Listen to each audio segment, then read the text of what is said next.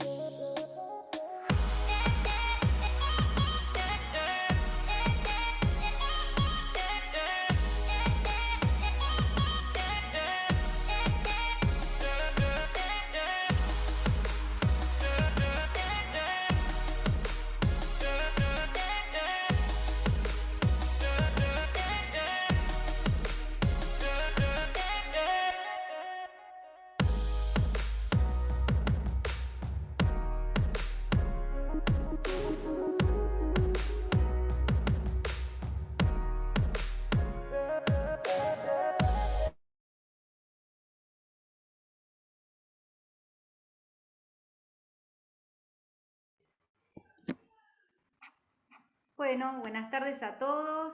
Damos comienzo a esta nueva jornada de Ciencias del Deporte y les damos la bienvenida, como siempre, de parte de la Subsecretaría del Gobierno de la Ciudad. En este caso, para una charla justo hoy, el día de la nutricionista, vamos a saludar a nuestra licenciada que hoy nos va a dar una hermosa charla. Bienvenidos a todos, saludos a los que conocemos, que ya nos vienen siguiendo, y a los que se incorporan por primera vez. Estamos con la directora pedagógica Marta Subeldía. Marta, ¿cómo estás? Hola, ¿cómo les va? Bienvenidos. Un gusto de vuelta a esta jornada. Muchas caras conocidas, como siempre nos siguen. La verdad, una alegría de que participen muchos. La verdad que estamos muy contentos con estas ciencias. Así que vamos a empezar con esta nueva temática. Que es muy específica, pero nos va a servir a todos. Mir. Bien, dale, bárbaro. Bueno,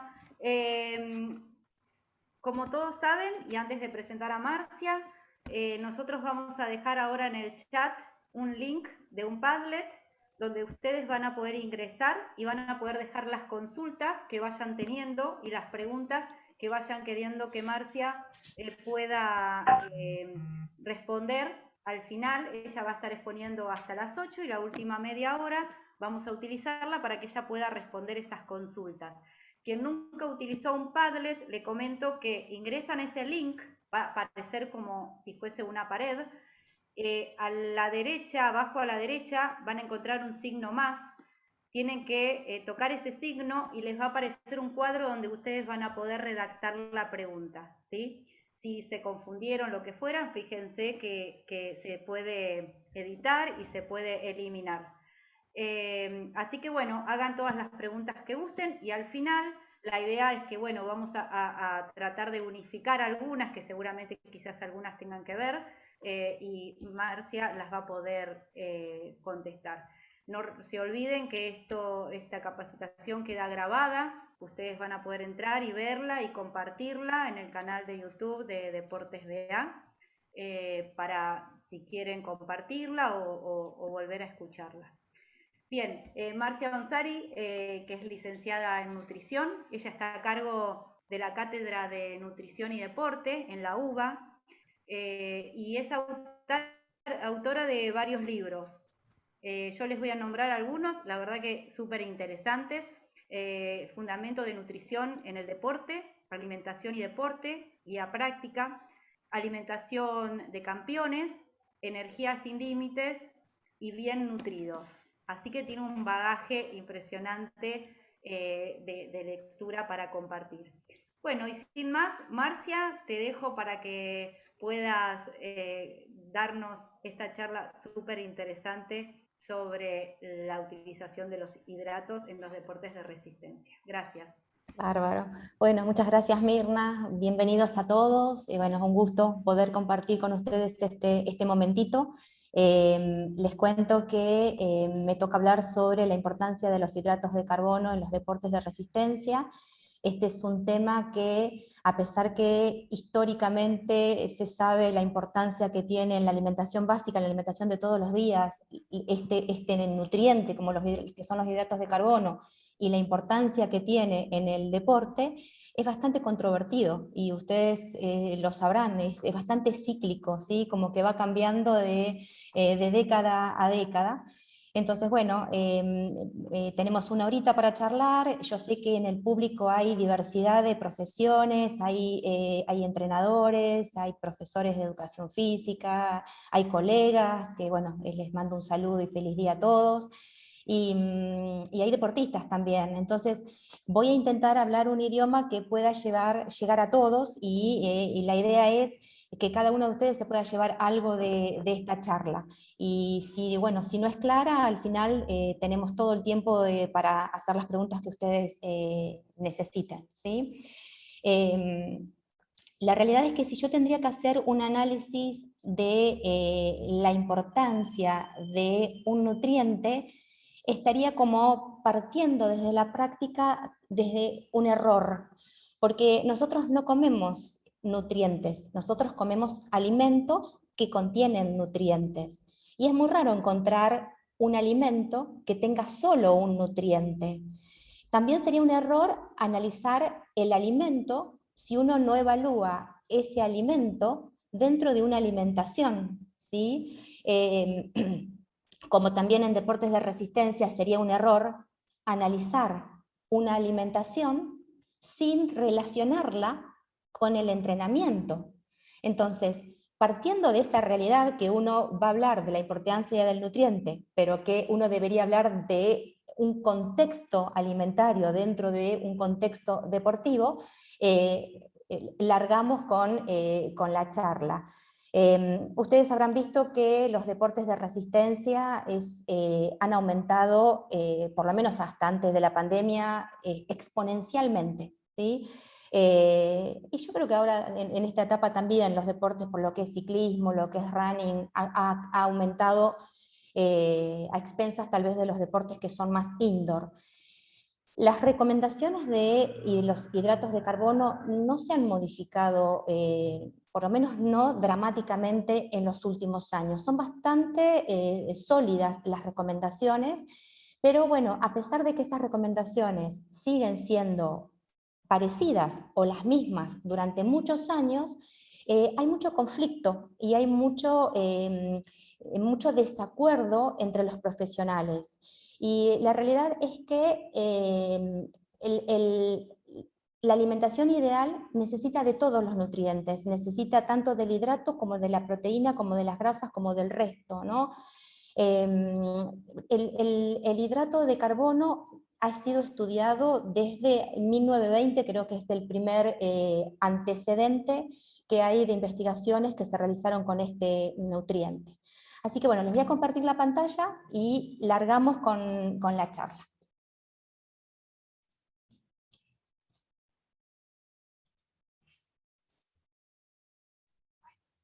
Y deberíamos estar en condiciones de verla, ¿sí? Mirna, ¿se ve bien? Perfecto, bárbaro. Bueno, largamos con la importancia de los hidratos de carbono.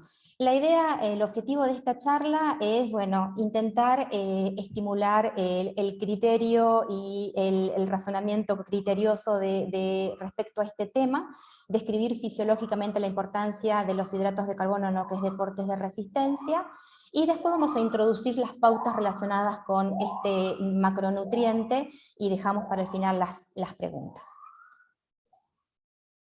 Primero, definir un poco lo que se entiende por deportes de resistencia, según el último consenso del 2019 de la Federación de Atletismo Internacional. Se clasifica o se califica lo que es deporte de resistencia, todo deporte que dure aproximadamente 30 minutos, por debajo de las 4 horas. Por encima de las 4 horas ya estaríamos hablando de lo que es ultra resistencia. Estos deportes tienen una alta capacidad oxidativa, utilizan los nutrientes adentro de las mitocondrias para brindarse de energía, se caracterizan por apuntar a una economía del movimiento y por un alto volumen de entrenamiento. Este alto volumen de entrenamiento genera una alta demanda de energía con una alta producción de calor, y bueno, y esos son como los nutrientes que impactarían de manera aguda en el rendimiento de esta población: el hidrato de carbono, el agua y el sodio que se va con ese sudor. Estos 3 nutrientes, de tener alguna carencia, sin duda el deportista va a tener una sintomatología negativa. Nosotros vamos a hablar ahora únicamente del hidrato. Simplemente para contarles que dentro de lo que es deportes de resistencia, podríamos describir, por ejemplo, lo que es triatlón, lo que es running, lo que es ciclismo, pero que también adentro de cada una de estas disciplinas existen subdisciplinas, y que es muy difícil llegar con generalidades, porque cada deporte tiene su particularidad, ¿no? Si hablamos, por ejemplo, de triatlón, por poner solo un ejemplo, un deporte de resistencia, tenemos diferentes distancias, tenemos desde un short hasta lo que es tal vez un full, Tenemos diferentes terrenos, un Xterra, que es un terreno más, más rústico, con otro tipo de bicis. Tenemos, por ejemplo, todo lo que es trail, y también ahí en el trail de lo que es running, también varía mucho en función del terreno, varía mucho en función del clima, varía mucho, bueno, en función de la distancia. Entonces, si bien vamos a hablar de deporte de resistencia, sepamos que deporte de resistencia es una generalidad y que uno debería ir cuando alimenta, a la particularidad de cada deporte, de cada deportista y de cada momento de ese deportista, ¿sí? Un ejemplo, por ejemplo, abajo a la izquierda ustedes van a ver un atleta que hace deportes de resistencia en pista, es una atleta que participa en competencias de non-stop durante, por ejemplo, 6, 12, 24, 48 horas corriendo adentro de una pista, y es un deporte de resistencia en pista, ¿no? Bueno, estos son algunas de las fotos, son todos deportistas con los que estamos trabajando. Si yo tendría que describir o contarles a ustedes cuáles son los momentos de quiebre de la investigación de este macronutriente, les podría decir que serían 3 los momentos históricos de quiebre. El primer momento histórico de quiebre es con la primera investigación que se realizó en 1920, Koch y Linhart la realizaron. Estos investigadores hicieron una investigación muy simple, porque bueno, no había mucha tecnología, y lo que ellos descubrieron con esta investigación, que la realizaron en ciclistas, que cuando el deportista consumía una alimentación basada en grasas, tenía una resistencia mucho menor que cuando hacía una alimentación basada en alimentos con hidratos de carbono. Esta investigación, con los conceptos que surgieron de esta investigación, están totalmente vigentes. Lo más importante son, los hidratos de carbono son más eficientes que las grasas como fuente de energía. ¿Qué significa eso? Que el hidrato de carbono, por cada litro de oxígeno que uno consume cuando uno está trabajando a alta intensidad, nos va a dar mucha más energía que la grasa a igual cantidad de oxígeno. O sea, por litro de oxígeno, la grasa nos da menos energía que el hidrato de carbono. Por eso, cuando nosotros necesitamos aumentar la intensidad, el nutriente que va a brindar en la energía, el ATP, a ese músculo, va a venir predominio desde los hidratos de carbono. También descubrieron que con baja ingesta de hidratos de carbono la fatiga aparece antes, y que cuando hay poco hidrato, el cuerpo lo que empieza a hacer es a utilizar un poco más de las grasas. Segundo punto de quiebre, en 1967, con la aparición de las biopsias musculares, estos investigadores, Bergstrom y Hudman, a través de una investigación que realizaron también en ciclistas, los hicieron pedalear con una sola pierna, entonces iban evaluando en la pierna que había pedaleado versus la pierna que estaba en reposo, qué cantidad de energía proveniente de los hidratos de carbono tenían. ¿Y qué pasaba cuando les daban de comer mucha cantidad de hidratos de carbono? ¿Qué descubrieron estos investigadores que ya contaban con un medio tecnológico mucho mayor, que era la biopsia muscular, que les permitía evaluar esto? Que la reserva de glucógeno estamos hablando de energía reservada proveniente de los hidratos adentro del músculo, disminuye cuando el ejercicio es intenso, o sea que es dependiente de la intensidad. A mayor intensidad, la reserva de energía proveniente de los hidratos de carbono disminuye. Que con dietas muy altas en hidratos de carbono, la reserva de esa energía de glucógeno muscular mejora, y que la reserva de glucógeno muscular aumenta cuando previamente esa reserva muscular fue disminuida. Entonces, la pierna que había pedaleado y había disminuido su reserva de glucógeno, cuando le dieron de comer hidratos de carbono, tuvo mucha más cantidad de glucógeno que la pierna que no había pedaleado. Esto fue un boom en la época de los 70, a partir de ahí empezaron a surgir las recomendaciones de hidratos de carbono previo a las competencias, lo que ustedes habrán escuchado con lo que es una sobrecarga de glucógeno. Otro punto de quiebre es el que estamos viviendo actualmente. Y la realidad es que el que estamos viviendo actualmente no tiene que ver con el rol del hidrato de carbono dentro de la reserva de energía. tiene que ver con el rol del hidrato de carbono como mensajero. ¿Qué se sabe actualmente? Hay tanta tecnología, se puede hilar tan finito, la biología molecular nos permite saber qué está pasando adentro de una célula, dentro de las estructuras más pequeñas de las células, que lo que están investigando es que cuando se modifican la reserva de energía en el músculo, se gatillan una cascada de reacciones, y esas cascadas de reacciones tienen un efecto fisiológico. Hasta ahí vamos bien. O sea, lo que sabemos es que el glucógeno muscular, más allá de ser una reserva de energía, tiene un rol de señalizador, y que ese señalizador gatilla reacciones que terminan estimulando la utilización de otros nutrientes como energía, como por ejemplo las grasas. Esto realmente es impensado, era impensado hasta hace muy poco, ¿no? ¿Cómo con la reserva de glucógeno podemos estar actuando en diferentes metabolismos, ¿no? Estamos buscando esa flexibilidad que tanto se habla.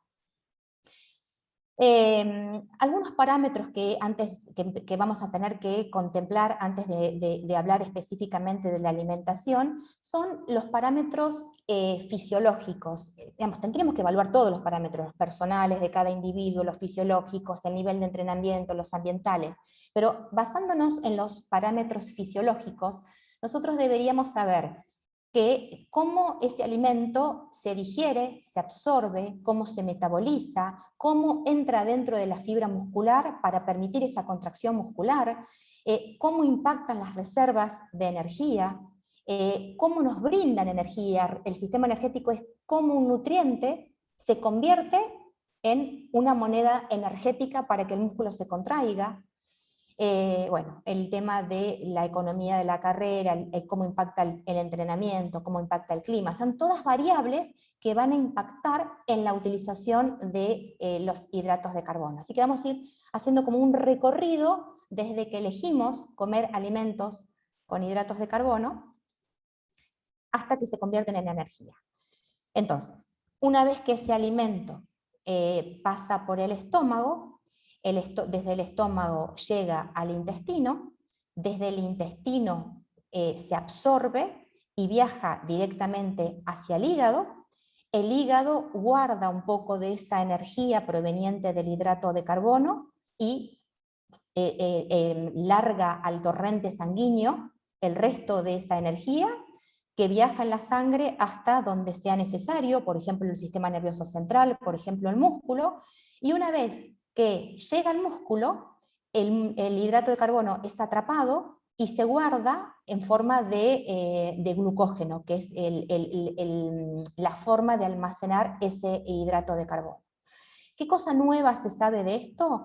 Que el glucógeno que se guarda adentro del músculo, el glucógeno del músculo cumple una función diferente al glucógeno hepático. Primera cosa, el glucógeno hepático regula la glucosa en sangre, regula la glucemia y manda glucosa al resto de los órganos, ¿sí? Principalmente el sistema nervioso central. Pero el hidrato de carbono que se guardó en el músculo no puede volver a salir a la sangre. Entonces, una vez que está atrapado adentro del músculo, el único objetivo es brindarnos energía. A través de muchos procesos brindarnos energía. La forma de almacenar ese glucógeno en el músculo, lo que se sabe ahora por técnicas muy modernas, que está debajo de la membrana de la fibra muscular, debajo del sarcolema, puede estar adentro de las miofibrillas y también puede estar entre las miofibrillas. Y que cada tipo de fibra, las fibras tipo 1, las fibras tipo 2, tienen diferentes concentraciones y en diferentes lugares, ¿sí? Entonces, si uno tendría que hilar muy finito, uno debería saber dónde hay mayor almacenamiento de ese glucógeno, porque la disponibilidad va a ser diferente si está debajo del sarcolema o si está mucho más cerca de las mitocondrias, ¿no? Bien, entonces, ¿qué sabemos hasta ahora? Que el glucógeno muscular se almacena en 3 niveles: intramiofibrilar, entre las miofibrillas y debajo del sarcolema, ¿sí? Respecto a, vamos un pasito previo, respecto a la absorción del hidrato de carbono.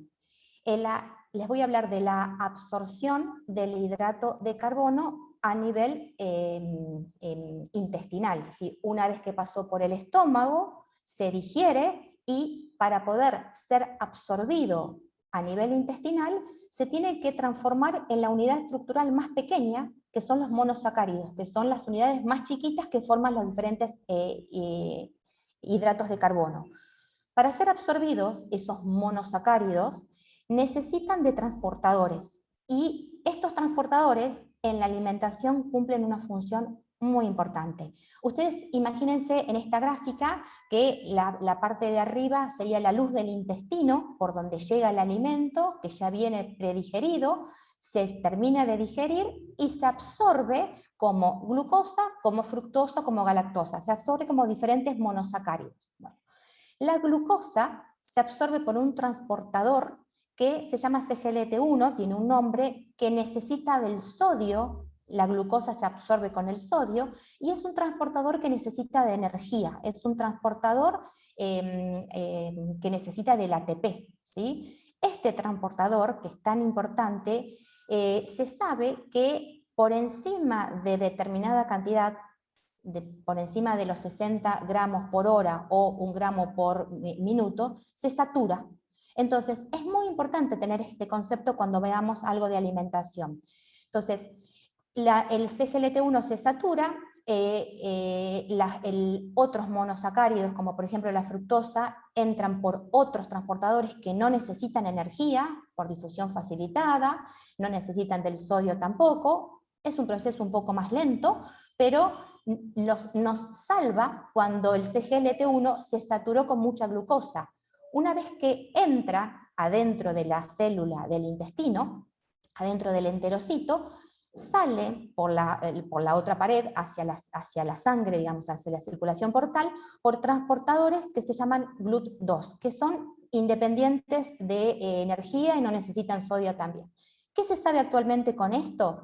Que los GLUT2, cuando el deportista está muy entrenado en el consumo de alimentos con hidratos de carbono, viajarían hacia la luz, donde está los CGLT1 necesitando ayuda, y favorecería la entrada de la glucosa. Entonces, bajada práctica de esto es, los CGLT1 se saturan, pero se entrenan. Los GLUT5 no se saturan y también se entrenan comiendo alimentos que aporten hidratos de carbono.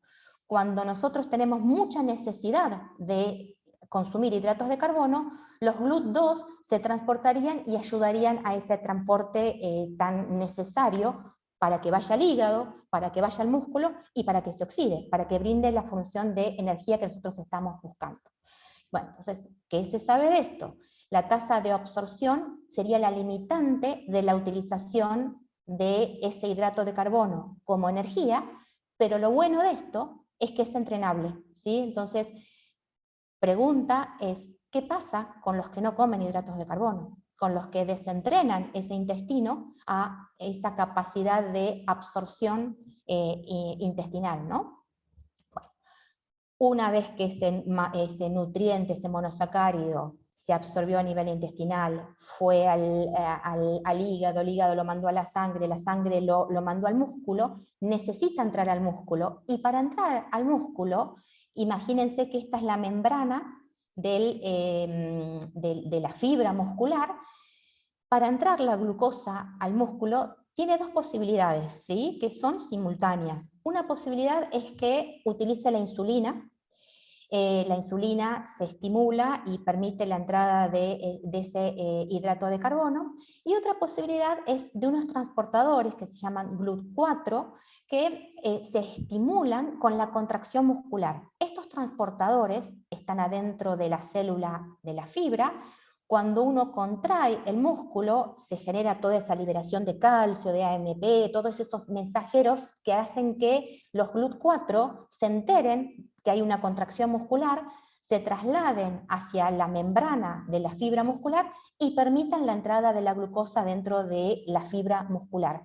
Fíjense la trascendencia que tiene la contracción muscular en esa utilización de los hidratos de carbono como energía, ¿no?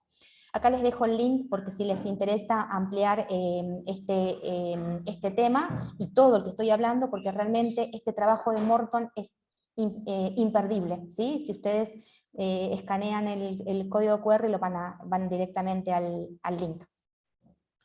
Una vez que ese hidrato de carbono entró adentro de la fibra muscular, se tiene que transformar en ATP, se tiene que transformar en energía. Entonces, adentro de esa fibra muscular, en el citoplasma de la fibra muscular, hace todo el proceso de glucólisis. Y acá este proceso de glucólisis requiere de enzimas.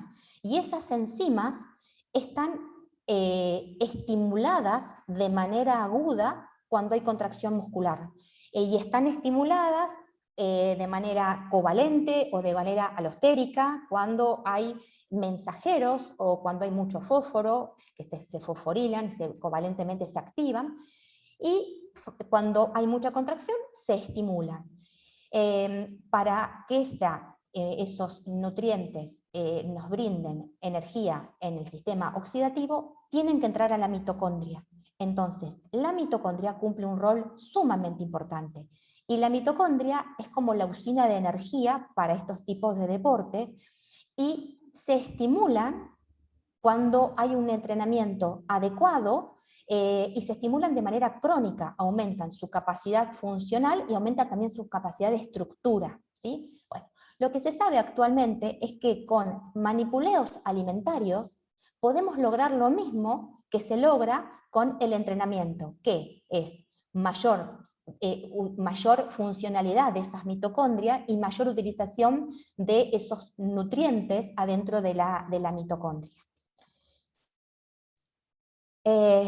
Entonces, resumiendo, los sitios de control de la utilización de esos nutrientes como energía, o sea, la oxidación de esos nutrientes, depende de la disponibilidad de ese sustrato, depende de la cantidad y funcionalidad de esas proteínas transportadoras que yo les fui mencionando, y depende de la actividad enzimática de todas estas enzimas que participan en todos estos procesos, ¿sí? Sumamente importante cada una de estas enzimas, sumamente importante cada uno de estos procesos. Lo que hay que entender es que la nutrición participa en estos procesos, y ahí es donde entramos nosotros con estos conceptos. Ustedes dirán, ¿por qué Marcia me está hablando de esto, no? Es muy importante que los deportistas entiendan la fisiología deportiva para poder después darle el fundamento a la nutrición, ¿sí? Para mí esto es sumamente importante. Nos metemos en sistemas energéticos. ¿Qué son sistemas energéticos? Sistemas energéticos es cómo obtenemos energía de los nutrientes. Y yo les muestro esta diapositiva disparadora, que es, bueno, es de la última maratón de la ciudad. Ahora, si Dios quiere, vamos a tenerla en pocos meses la próxima. Pero simplemente para contarles que acá en esta competencia, que el ganador fue Karoki, que le llevó los 21 kilómetros 59 minutos 06, la última persona que llegó a la meta le llevó 3 horas 07. Entonces, esto es para contarles que seguramente Karoki utilizó un sistema energético que fue completamente diferente al sistema energético que utilizó la última persona, que tal vez lo completó caminando, ¿sí? Entonces, uno tiene que saber de qué tipo de deportista está hablando cuando necesita hacer una bajada práctica del nutriente y del alimento y de la alimentación, ¿sí? Repasamos un poquito lo que son sistemas energéticos. Sistemas energéticos es la forma que tiene el músculo de abastecerse de energía. ¿Qué formas encuentra el músculo? Primera cosa es una molécula que tiene guardada adentro del músculo que se llama fosfocreatina. ¿Habrán escuchado hablar de la creatina? Bueno, la creatina, cuando está fosforilada, como el ATP también, tiene una capacidad de darnos, digamos, tiene una potencia, nos da mucha energía muy rápida, pero tiene poquita capacidad porque tenemos muy poquita cantidad de creatina guardada. Entonces, es la energía que a nosotros nos sirve para hacer, por ejemplo, un saque, o para hacer el zambullirnos, tirarnos a la pileta, ese 2 o 3 segundos de predominio. Después ya empiezan a predominar otros sistemas energéticos que sí son metabólicos, que empiezan a utilizar vías metabólicas. El sistema glucolítico es el que pasaba dentro del citoplasma, no adentro de la mitocondria, que es la utilización de la glucosa dentro de lo que es, bueno, glucólisis. Este sistema energético tiene una linda potencia, nos brinda mucho ATP, como una boca grande, nos larga mucho ATP, pero también la capacidad es bastante limitada, ¿sí? Nos brinda mucha cantidad, pero es bastante limitada en el tiempo, ¿sí? Les diría que hasta unos 1 minuto y medio, 2 minutos podríamos estar utilizando el sistema glucolítico. Ya después empezamos a utilizar las vías oxidativas, que son las que ocurren adentro de la mitocondria y que es lo que uno tiene que aceitar, flexibilizar, trabajar para que podamos oxidar mayor cantidad de hidratos de carbono, pero sobre todo mayor cantidad de grasas, porque esos son los 2 nutrientes que se oxidan adentro de la mitocondria. Entonces, el sistema oxidativo es el que tiene más capacidad, porque tiene más lugar donde guardar esa reserva de energía, pero tiene una potencia baja, o sea, tenemos mucha cantidad, pero no nos brinda mucha cantidad rápidamente. ¿Sí? La boquita es un poco más chica, ¿sí? La diferencia entre los hidratos de carbono y las grasas es que las grasas tenemos ilimitadas reservas. Por más flacos que ustedes sean, siempre va a haber reserva de grasa en el cuerpo. Sin embargo, hidratos de carbono tenemos poco lugar donde guardar. Podemos guardar un poco en el hígado, 100 gramos más o menos, y un poco en los músculos, 400, 500 gramos. ¿Qué sabemos de esto? Que las personas entrenadas tienen más capacidad de guardar hidratos de carbono en el músculo. Entonces, la cantidad de reserva de hidratos de carbono va a depender no solo de lo que uno coma, sino también de lo que uno entrene, ¿sí? Y que cuanto más entrenado estás, más capacidad de usar estos 2 nutrientes vamos a tener. Entonces, ¿qué sabemos hasta ahora? Que los hidratos de carbono por cada litro de oxígeno aportan más cantidad de energía que las grasas. Por ende, a altas intensidades usamos más los hidratos de carbono, que son mucho más eficientes que las grasas. Fíjense que en este gráfico tenemos la cantidad de energía gastada y acá tenemos abajo la cantidad de la intensidad, medida como porcentaje de la capacidad máxima de la frecuencia máxima de la frecuencia cardíaca máxima, perdón. Entonces, lo que sabemos acá es que a medida que aumenta la intensidad, también aumenta el gasto energético y también aumenta la contribución del glucógeno muscular como energía, ¿sí? Fíjense que al 55% el predominio de las grasas no es tan alto como al 75% del consumo máximo de oxígeno de la frecuencia cardíaca máxima, ¿sí? A mayor intensidad, mayor utilización de los hidratos de carbono como energía. Inamovible. Esto es, digamos, esto es el ABC. No se puede entrenar a intensidades altas si no hay reservas de hidratos de carbono o autoabastecimiento de hidratos de carbono, ¿sí?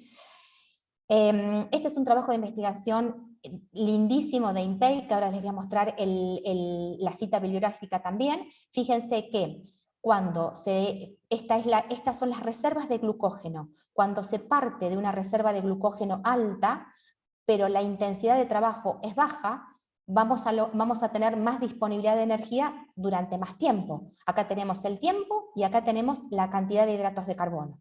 Fíjense que cuando largamos con una cantidad de hidratos de carbono alta, pero la intensidad es mayor, la cantidad de tiempo que nos va a aguantar es menos. Entonces, esto sería la lógica de pensar que cuando el deporte sea intenso y dure tal vez por encima de la hora o hora y cuarto, por más que hayan tenido las reservas de hidrato de carbono sumamente cargadas en músculo y en hígado, no les va a alcanzar, porque empieza ya a deplecionarse, ¿sí? Entonces, la gráfica esta lo que nos muestra es eso. A mayor intensidad, fíjense lo que pasaría a un 150% del consumo máximo de oxígeno. La reserva es vertical, disminuye en muy poquito tiempo. Sin embargo, cuando la intensidad es más baja, nos dura más, ¿sí? ¿Qué sabemos de esto? Entonces, que a mayor intensidad, mayor utilización de los hidratos de carbono como energía. Al 50% del consumo máximo de oxígeno, les diría que en vez de, es un 0,6 milismole por minuto por kilo de músculo. Fíjense al 80% cómo se incrementa esa utilización, ¿sí? Sumamente importante ese dato. Entonces, ¿qué sabemos hasta ahora?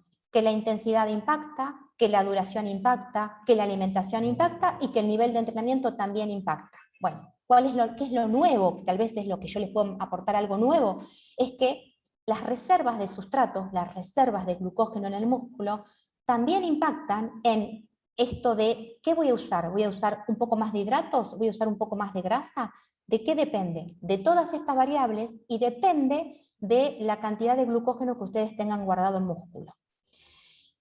Y ahí entra el concepto de periodización, que ustedes habrán escuchado. Es la estrategia de entrenar con baja disponibilidad de hidratos de carbono, que está tan de moda, esto de entrenar en ayuno, o hacer dietas cetogénicas, o hacer dietas con baja disponibilidad de hidratos de carbono, las están estudiando la ciencia con dos objetivos. Un objetivo que es el descenso de peso corporal, que no es lo que vamos a desarrollar hoy, y que lo único que les podría decir respecto a este objetivo es que lo que hace bajar de peso es, de estas dietas o de estas estrategias bajas en hidrato de carbono, es el déficit calórico que producen, o sea que podían bajar de peso utilizando la misma cantidad de calorías, pero nosotros no vamos a hablar de eso, vamos a hablar de esta estrategia de entrenar con baja disponibilidad de hidratos de carbono para optimizar la utilización de las grasas como energía.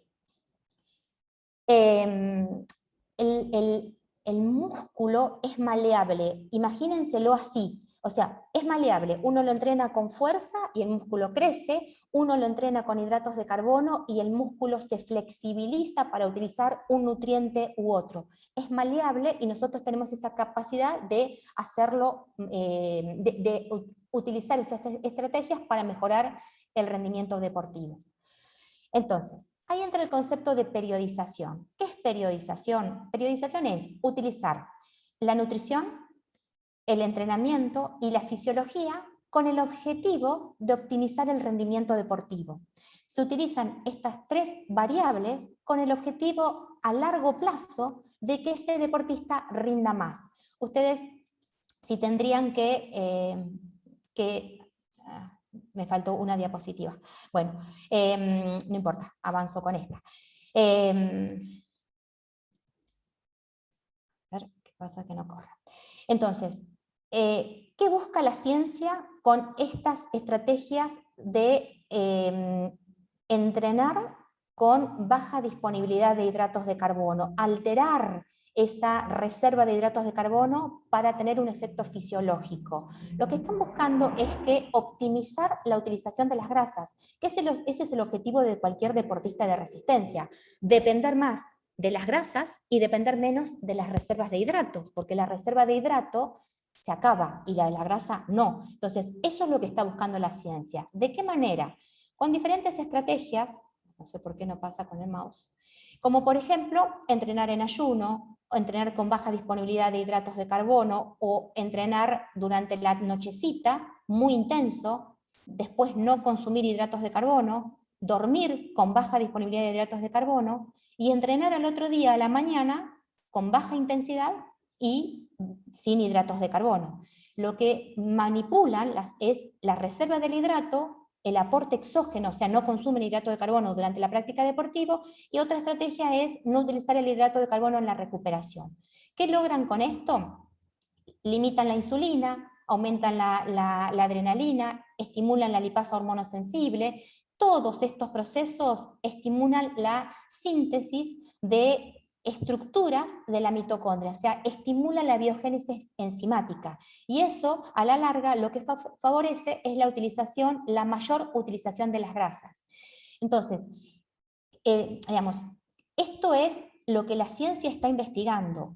mayor utilización de las grasas con menor disponibilidad de hidratos de carbono. Ahora, lo que la ciencia no está pudiendo corroborar es que esta mayor utilización de las grasas repercuta en el mejor rendimiento. Y eso es otra cosa. Nosotros estamos buscando como nutricionistas mejorar rendimiento deportivo. Eso es nuestra definición. Nosotros usamos los alimentos para que el deportista rinda más. Bueno, digamos, las estrategias estas favorecen la utilización de las grasas, pero no se está pudiendo determinar la mejora de la del rendimiento deportivo.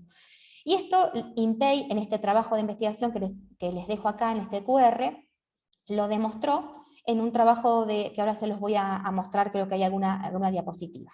Entonces, resumiendo, con baja disponibilidad de hidratos de carbono y con contracción muscular, hay aumento de señalizadores, AMP, ADP, esto gatillan una cascada de reacciones, esas cascadas de reacciones activan otros señalizadores que terminan estimulando el núcleo y la mitocondria para hacer mayor síntesis proteica de enzimas que van a participar en la utilización de las grasas como energía. Pero para que todo esto se produzca, para que se gatillen estos fenómenos, esa cantidad de reservas de hidratos de carbono tienen que estar por debajo de un umbral. Y se sabe que el umbral tiene que estar por debajo de los 300 milimoles de glucógeno por kilo de músculo. Que si el músculo tiene esa cantidad de reserva de hidratos de carbono disminuida, se gatillan todas estas reacciones, si no, no. Y para que realmente se gatillen estas reacciones, para estar dentro de este umbral, la cantidad de hidratos de carbono que se deben consumir realmente son muy bajas. Este trabajo de investigación que les comentaba de INPEI evaluaron 11 trabajos de investigación sumamente prolijos, y lo que determinaron es que el 67% de estos trabajos corroboraron que esa población de deportistas que utilizaban estas estrategias bajas en hidratos de carbono no mejoraban, no tenían ningún cambio sobre el rendimiento deportivo. El 37% que había mejorado con estas estrategias era una población de personas que empezaban a entrenar, no eran deportistas que ya estaban entrenados. Así que eso es lo que yo les podría agregar respecto a este tema, y no me voy a detener demasiado porque no quiero que se me vaya el tiempo.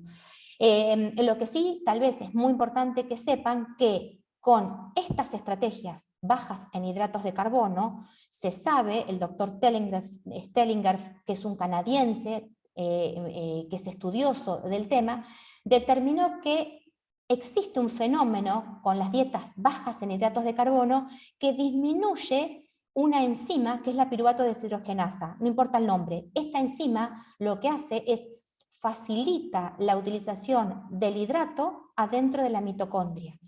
¿Cuál es el concepto de esto? Con dietas bajas en hidratos de carbono se altera esta enzima y se altera la utilización del hidrato como energía. Así que favoreceríamos la utilización de las grasas, pero disminuiríamos la utilización del hidrato de carbono. Y a alta intensidad sabemos que necesitamos del hidrato de carbono. Entonces, todo esto, tal vez mal entendido o mal interpretado, ha generado como una fobia a los hidratos de carbono, y uno lo que tiene que entender es que el hidrato de carbono es un nutriente de excelente calidad, que de tener carencia vamos a tener algunas complicaciones, ¿sí? La carbofobia es una aversión irracional a los alimentos con hidratos de carbono, que estas personas siguen dietas muy bajas en hidratos de carbono, pero a la vez tienen una crítica muy aguerrida hacia las recomendaciones nutricionales. Una dieta baja en hidratos de carbono, debería estar por debajo de los 150 gramos de hidrato de carbono por día. Una dieta cetogénica está por debajo de los 50 gramos de hidrato de carbono por día. Esto, para los que no son colegas, estaríamos hablando de 2 frutas a lo largo del día. y eso es todo el hidrato de carbono que podrían comer. No podrían comer fruta, verduras, no podrían comer cereales, o sea, ya estaríamos cubriendo esa necesidad de hidratos de carbono para entrar dentro de una dieta cetogénica, o sea, una dieta muy baja en hidratos de carbono. Estas dietas son no viables en los deportistas de resistencia que están buscando mejorar su rendimiento deportivo. ¿Qué pasa si no los comemos? Disminuye la energía, menor rendimiento deportivo, menor saciedad, carencia de nutrientes como por ejemplo fibras, fitoquímicos, en general hay exceso de alimentos ricos en grasas y en proteínas, menor placer, alteración del humor. Esto sería lo menos importante si consumimos bajos hidratos de carbono y estamos entrenando de manera muy intensa, disminuye la capacidad del esfuerzo, no va a ser de calidad ese entreno, podemos alterar la respuesta inmune, incrementamos la utilización de las proteínas como energía, aumenta el cortisol, disminuimos la capacidad de utilizar esos hidratos de carbono y podemos predisponer a mayores intolerancias gastrointestinales que son tan prevalentes en los deportes de resistencia. ¿Sí? Así que bueno, esto es un resumen de mi visión respecto a los hidratos de carbono. Me quedarían 10 minutitos más o menos, 15, Mirna, ¿sí? Bueno, entonces, ya metiéndonos en lo que es alimentación, nosotros los nutricionistas nos manejamos por consensos y los consensos nos van guiando respecto a las cantidades que son sugeridas y las cantidades de hidratos de carbono en deporte se indican, se prescriben en función de por lo menos dos variables. Una de las variables es la duración y la intensidad de ese deporte, y otra de las variables es en función del peso corporal del deportista. Entonces, un deportista que sea más pesado va a necesitar mayor cantidad de alimentos con hidratos de carbono. Un deportista que entrene más intenso va a necesitar mayor cantidad de hidratos de carbono.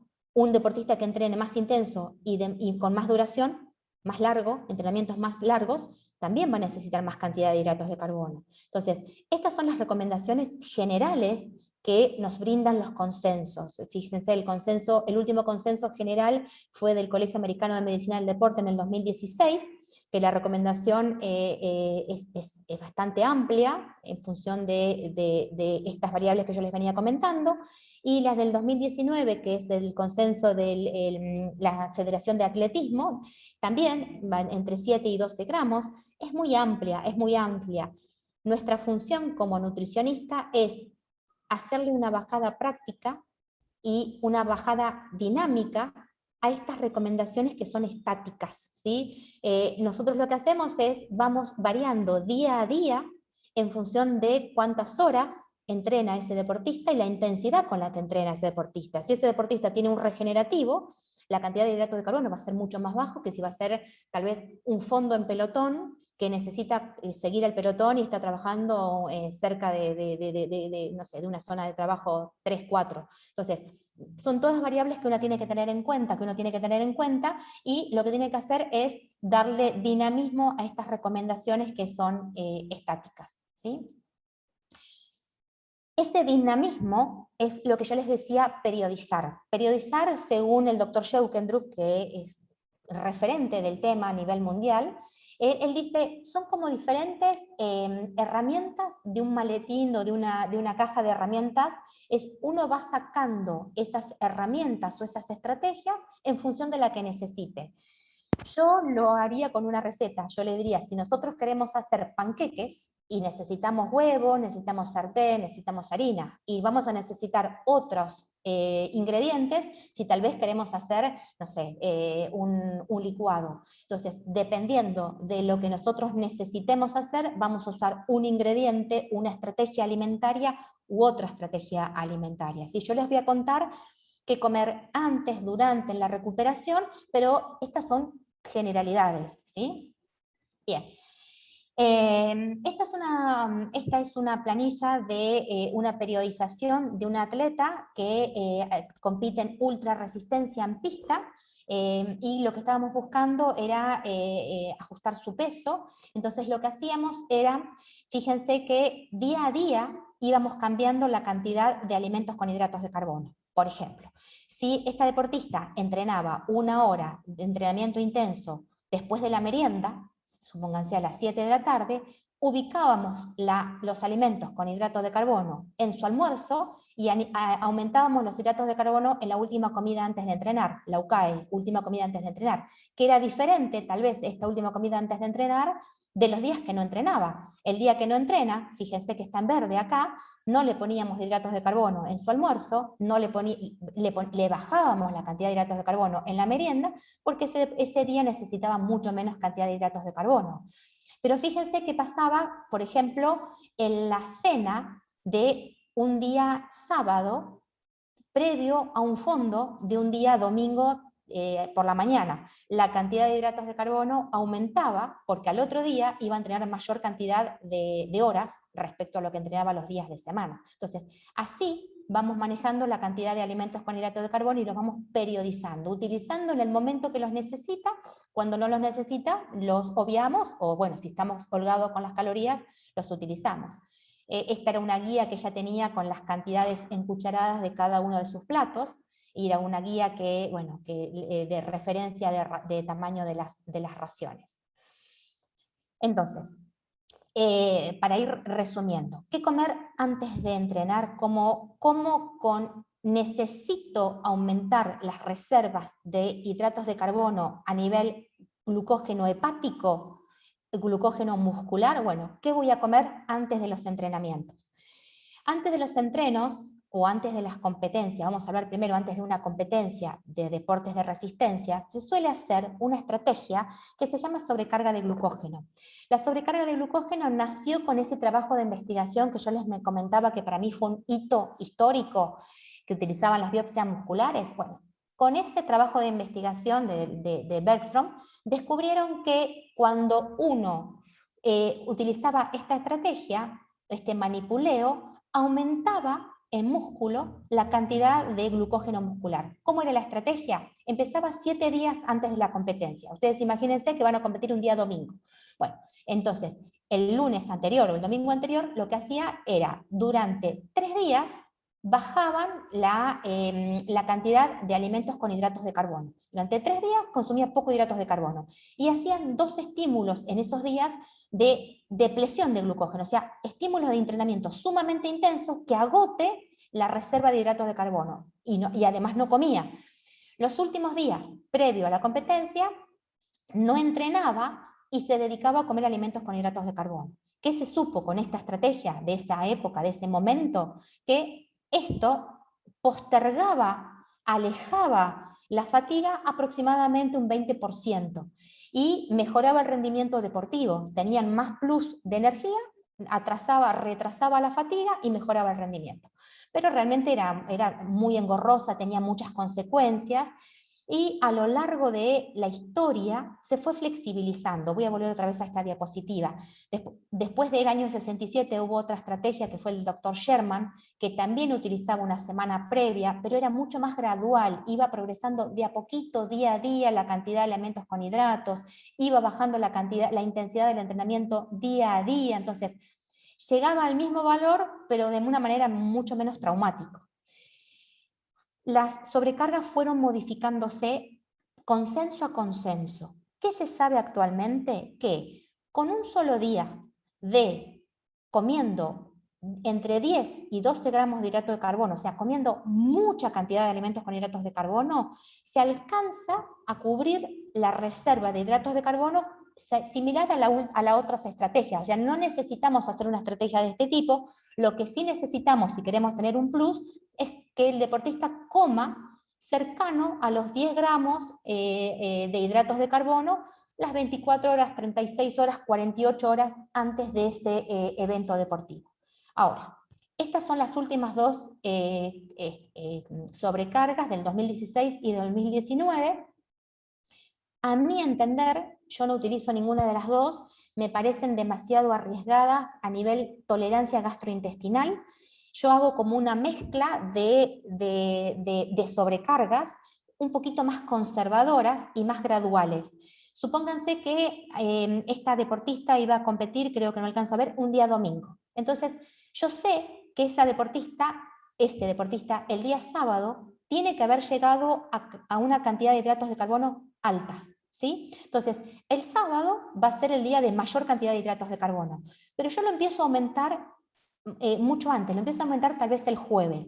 El jueves aumento en desayuno y en merienda. Esos son los dos aumentos que hago en esas dos comidas de alimentos con hidratos de carbono. Aumento la cantidad de alimentos con hidratos en desayuno y en merienda y progreso 1 gramo de hidrato de carbono por encima de lo que ella o él ya venía comiendo. Esta era una mujer, por eso digo ella, ¿no? A ese aumento, el día viernes, le aumento una colación y sigo progresando. Sigo aumentando hidratos de carbono. Y el sábado le aumento en almuerzo y en cena, le aumento por encima de lo que ya vino aumentando jueves y viernes. Entonces, logro llegar a la cantidad de hidratos de carbono, pero de una manera un poco más gradual, no tan traumática, con mucho menos riesgo de intolerancias gastrointestinales. ¿Qué comer antes de un entreno o qué comer antes de la competencia? Esto sería la última comida antes del entreno. Este es un acrónimo que yo creé, que es la UCAE, que ya lo conocen como UCAE, última comida antes de entrenar. La última comida antes de entrenar, por definición, es la que se hace entre 1 hora antes de comenzar el entrenamiento o la competencia y como muy alejado, como máximo, digamos, les diría 4 horas antes de empezar el entrenamiento. Entonces, acá tienen un lapso de 3 horas para comer, pero lo que sugeriría es que dejen un reposo digestivo de aproximadamente unos 45 minutos, 1 hora antes del entreno, de no coman alimentos sólidos. ¿Por qué? Y porque esto que yo les comentaba al principio, ese alimento sólido tiene que hacer digestión, absorción, viajar hasta el hígado. O sea, en 1 hora ese alimento es muy factible, o menos, que si no es fácil digestión, o sea, no es un líquido, todavía lo tengan en el estómago cuando están entrenando. Entonces no va a cumplir la función de energía, pero además le va a restar sangre a ese músculo que va a tener que estar yendo al estómago para hacer digestión. Entonces, entre la UCAE, la última comida antes de entrenar, y el horario de inicio, dejen unos 45 minutos, 1 hora, y aprovechen ese lapso de esas 3 horas para hacer una ingesta o pequeñas ingestas que le aporten hidratos de carbono. ¿Cuánto? Bueno, va a depender del tiempo que tengan, pero cercano al gramo de hidrato de carbono por cada kilo de peso. Eso es lo que más o menos sabemos que va a alcanzar a guardar esa energía adentro del hígado, y el hígado va a regular esa glucosa en sangre. Esa es la función de la última comida antes de entrenar. Que llegue al hígado y que el hígado después lo dosifique, ¿sí? Que ese deportista no tenga hambre, que no tenga intolerancias gastrointestinales, que se hidrate bien dentro de esa última comida antes de entrenar, que no pruebe ningún alimento nuevo, que de tener alguna intolerancia a algún alimento puntual lo identifiquen y no lo consuman en esa última comida antes de los entrenamientos o de las competencias, por ejemplo, la lactosa, ¿sí? Esto se está corriendo solo. La lactosa o los alimentos muy ricos en fibra que pueden llegar a causar algún tipo de intolerancia. ¿Qué comer durante los entrenos? El tema de durante los entrenos, el objetivo de comer es limitar la fatiga. Se sabe que cuando uno consume alimentos durante los entrenos y durante las competencias, facilita la utilización de ese hidrato de carbono que está consumiendo, ahorra el glucógeno hepático, ahorra el glucógeno muscular, disminuye la salida del cortisol, o sea, tiene mucho beneficio, pero el beneficio se evidencia cuando el entrenamiento es muy intenso y dura más de 75 minutos.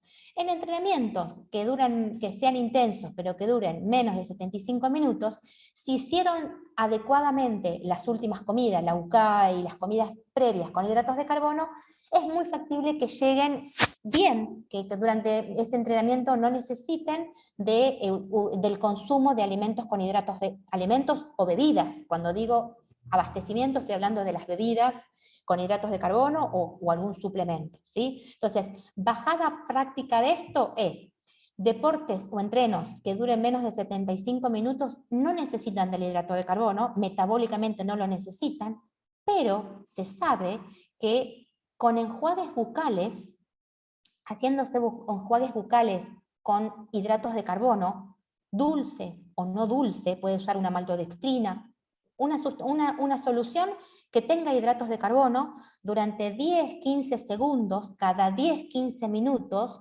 aunque no entre dentro de ninguna vía metabólica, solo lo tengan en la boca y después lo escupan, le va a dar al cerebro un estímulo, un empujón para que el cerebro mande reacciones motoras y mejore el rendimiento deportivo. Hay un trabajo maravilloso de metaanálisis, análisis de metaanálisis sobre la utilización de los enjuagues bucales en la práctica deportiva. Se usa mucho también cuando hay intolerancias gastrointestinales. No lo tomen si ven que están con náusea, pero enjuáguense las bocas. La boca fresca mejora el rendimiento. Ahora, cuando empieza a incrementarse la duración, empieza a incrementarse la necesidad de alimentos con hidratos de carbono o de bebidas con hidratos de carbono. Y cuando necesitan más de 60 gramos de hidratos de carbono por encima de las 2 horas y media, o sea, necesitan más de 60 gramos de hidrato de carbono por hora, cuando el entreno es intenso y dure más de 2 horas y media, acuérdense que se saturaban esos transportadores. Entonces, a partir de esta necesidad aumentada de hidratos de carbono, empezamos a necesitar hacer mezclas de diferentes monosacáridos. Glucosa con un poquito de fructosa, y eso lo que hacemos es, utilizamos los diferentes transportadores, favorecemos la absorción, favorecemos la oxidación. Bajada práctica de esto, entrenos o competencias que duren más de 2 horas y media necesitan llegar a una media de consumo de 60 gramos de hidrato de carbono por hora y necesitan hacer mezclas de monosacáridos. Fíjense que esto es lo mismo, mostrado de otra manera, con entrenos de 2 horas necesitamos entre 30 y 60 gramos, 60 gramos sería la media para las 2 horas, pero cuando superamos las 2 horas necesitamos empezar a hacer mezcla de monosacáridos y tal vez no nos alcanza con la bebida únicamente, sino tenemos que empezar a utilizar algún tipo de otra estrategia de suplementos, geles, gomitas, alimentos como por ejemplo pueden llegar a ser no sé, alguna fruta o algún trocito de dulce de membrillo, ¿sí? Bien. Creo que voy a tener que acelerar porque no me estoy quedando sin tiempo. La mezcla de esos hidratos de carbono, fíjense que lo que facilita es, cuando yo ingiero mucha cantidad de hidratos de carbono, en gris está la cantidad de hidratos de carbono, se facilita la utilización de ese hidrato, que son las barras de colores, cuando hacemos mezclas de monosacáridos. Fíjense, vamos a hacer un ejemplo en la barra, en la línea amarilla, cuando se consumen 2.4 gramos de hidratos de carbono, se oxida, se utiliza 1.7 porque tenemos una mezcla de glucosa con fructosa. Si solamente le damos glucosa, la oxidación, por más que se ingiera mucho, la oxidación se limita.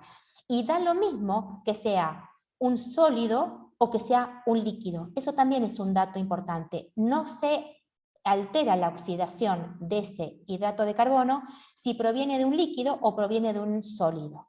¿Qué necesitamos saber para planificar? Es los datos del deportista, la experiencia previa, el entrenamiento nutricional que tenga, cuán entrenado está para digerir y absorber ese nutriente, la capacidad que tiene de tomar y de digerirlo, cuánto va a trasladar, usa mochila, usa chaleco, se lleva un cinturón, cómo lo tolera. Son todos datos que uno necesita para planificar el durante el entreno y durante la competencia. O sea, la competencia, lo que va a usar durante la competencia se entrena durante los entrenamientos. Entonces necesitamos de todos estos datos y necesitamos los datos de ese evento particular. ¿Cuánto dura? ¿Dura un solo día? Tiene que tener en cuenta la recuperación. ¿A qué hora larga? ¿Largan a la mañana o a las 2 de la, no sé, a las 10 de la noche? ¿Hace frío? ¿Va a pasar por diferentes climas? ¿Qué altimetría tiene? ¿Cuál es la altura acumulada? ¿El terreno? ¿Dónde van a estar los diferentes puestos? Son algunos de los ejemplos que necesitamos para planificar. ¿Qué pasa con la recuperación? La recuperación, ¿de qué recuperación estamos hablando? Estamos hablando de la recuperación de esa reserva de hidratos de carbono que se usó cuando estaban entrenando.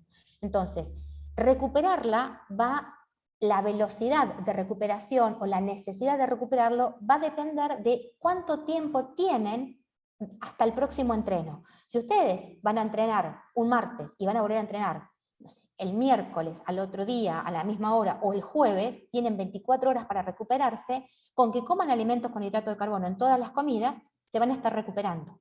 Ahora, es muy habitual que un deportista entrene por la tardecita y vuelva a entrenar por la mañana, o que un triatleta que haga una doble sesión de entrenamiento. Entonces, en ese tipo de dobles sesiones, o cuando tienen poquitas comidas para recuperarse, es necesario utilizar una estrategia para recuperarse mucho más rápido, para recuperar mucho más rápido el glucógeno muscular.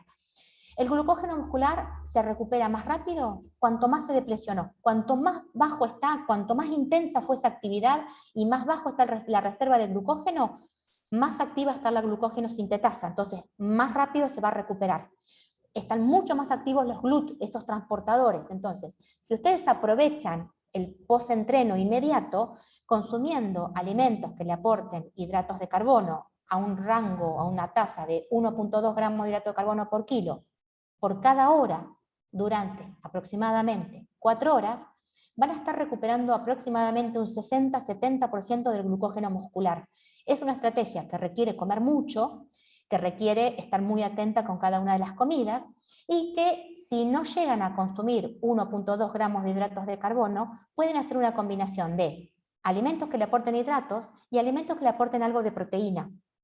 Esa combinación es insulinotrópico también, estimula la insulina, pero además, o sea, favorece la entrada de ese hidrato de carbono al músculo, pero además mejora el dolor post-entreno por la proteína, recupera un poco esas rupturas de fibras musculares. Entonces, esta estrategia para mí es la mejor, utilizar alimentos con hidratos y alimentos que le aportan proteínas. A ver, ya voy terminando, Mirna, ¿eh? Sí, viste la hora, ¿no? Yo por las dudas te iba a avisar, pero está bien. Ya voy terminando. Tranquila.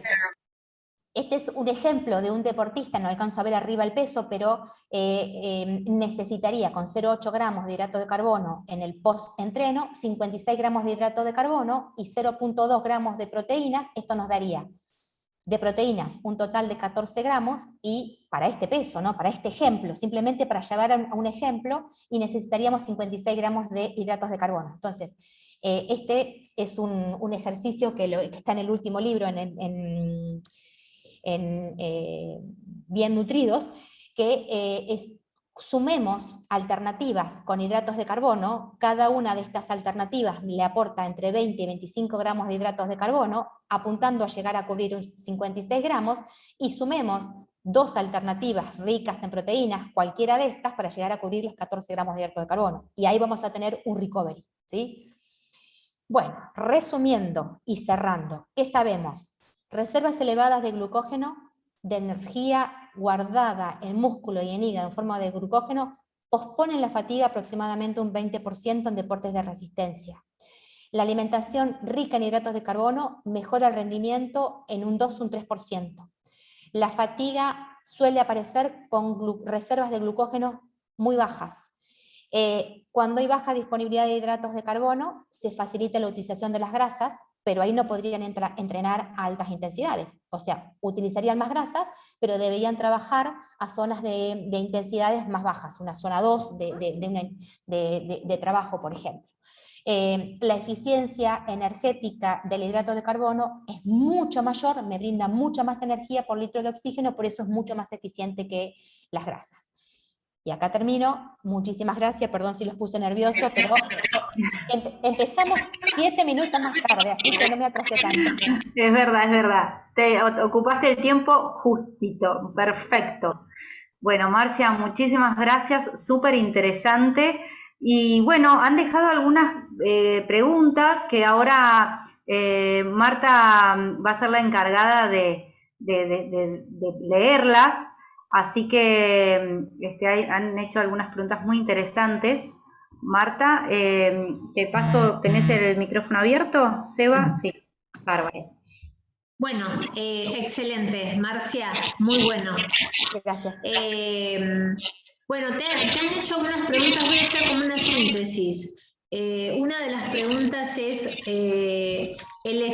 el efecto de la oxidación en el cuerpo es el mismo si es a través del glucógeno o de la grasa.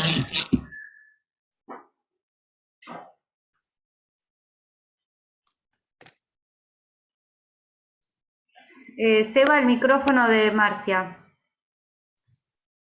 A ver. Ahí, Marcia, te estoy dando para que puedas abrir. Me había muteado porque se acopla, entonces escucho mucho ruido, no sé si ustedes lo escuchan también. Pero bueno, sí. Respondo un poco la pregunta. La oxidación del hidrato de carbono es lo que ocurre dentro de la mitocondria y es diferente a la oxidación, por vías fisiológicas, metabólicas, es diferente a la oxidación de las grasas. Y la eficiencia energética de la grasa versus el hidrato de carbono también es diferente. O sea, es diferente, utiliza diferentes enzimas, diferentes vías metabólicas, y la producción y la capacidad de brindar energía es completamente diferente. Los dos nutrientes se oxidan adentro de la mitocondria, ¿sí? Por eso es sistema energético oxidativo, pero son diferentes, lo que no significa que utilicen algunas vías metabólicas que se cruzan, pero no son iguales. No sé si respondí. Bien. ¿Alguna otra pregunta, Marta? Sí, me habían muteado. Bueno, la próxima es, ¿cuáles serían los efectos negativos en la absorción de los hidratos de carbono o los malestares gastrointestinales que ocasionan la inadecuada cantidad de ingesta de hidratos? Sí, digamos, abro un poquito la pregunta. Deportes de resistencia se caracterizan por tener una altísima prevalencia de intolerancias gastrointestinales durante las competencias. Pueden ser intolerancias gastrointestinales bajas, como por ejemplo los runners, que con el impacto y con la duración se incrementa la prevalencia de, por ejemplo, distensión a nivel intestinal, diarreas, urgencia por ir al baño, ¿sí? Puede ser en ciclismo por la postura aerodinámica, intolerancias gastrointestinales altas, como por ejemplo náuseas, vómitos, ¿sí? Habrán visto en las Olimpiadas, en lo que fue tría y en lo que fue maratón, la cantidad de gente que llegó y vomitó, ¿sí? Esto es sumamente habitual, las intolerancias gastrointestinales. Ahora, lo que yo les planteaba es que el intestino y el estómago son órganos del aparato digestivo entrenables, ¿sí? Y se entrena la capacidad de favorecer el vaciamiento gástrico, se entrena la posibilidad de absorber nutrientes, todo eso se entrena con la alimentación. Y lo que yo les planteaba es que como se entrena, también se desentrena. Entonces, si las personas que consumen mayor cantidad de hidratos de carbono tienen esa capacidad de absorción y de evacuación del estómago aceitada, la tienen como mucho más trabajada. Cuando dejan de consumirlo y los quieren consumir porque van a ir a una competencia, es muy factible que no lo toleren y que se incremente el riesgo de intolerancias, pero además se lentece la llegada de ese nutriente a cumplir la función. Entonces, el intestino hay que empezar a entrenarlo con tiempo, les diría muchas semanas antes, 3, 4 semanas como mínimo, en utilizar esos hidratos de carbono, en absorber y utilizarlos como energía. Bueno, te hago una última pregunta, sacándola de acá de alguien que pregunta en el chat. Si es un mito o es una realidad en que en una competencia de maratón de 42 kilómetros el organismo se queda sin reservas de hidratos de carbono luego de del kilómetro 32, y la importancia que tiene el gel. La realidad es que popularmente se dice que es como a los 32 kilómetros es el muro, es la pared que cualquier maratonista debe superar para poder llegar, que si supera esa pared tiene la llegada asegurada, ¿no? Que como que es el temor que le tienen todos a ese kilómetro. La realidad es que una competencia de maratón, un maratonista medio, va a estar entre las 3-4 horas seguramente, y digamos, contemplando toda esta fisiología que yo les fui comentando, es por más que hayan hecho bien las últimas comidas, que hayan hecho la sobrecarga, que hayan comido bien la cena, ese tanque en el músculo y ese tanque en el hígado se va a empezar a disminuir. Entonces, ahí empieza el concepto de empezar a utilizar el hidrato de carbono exógeno, por ejemplo, geles, por ejemplo, bebidas de rehidratación, caramelos de goma, diferentes fuentes de hidratos de carbono con una frecuencia determinada, intentando cubrir esa cantidad de hidrato de carbono que yo les decía por hora, para para evitar y superar esa barrera, ¿no? Perfecto. Bueno, Marcia, otra pregunta que ha quedado acá en el Padlet fue si aconsejás algún libro que tenga que ver con la resistencia y el deporte. Es una estudiante que está interesada en ese tema. Ok. Digamos, si lo que está buscando es un material técnico, digamos, un material de lectura técnico, le diría que empiece por el Fundamentos de Nutrición en el Deporte. Es un libro que fue pensado para el profesional y para el estudiante de nutrición deportiva.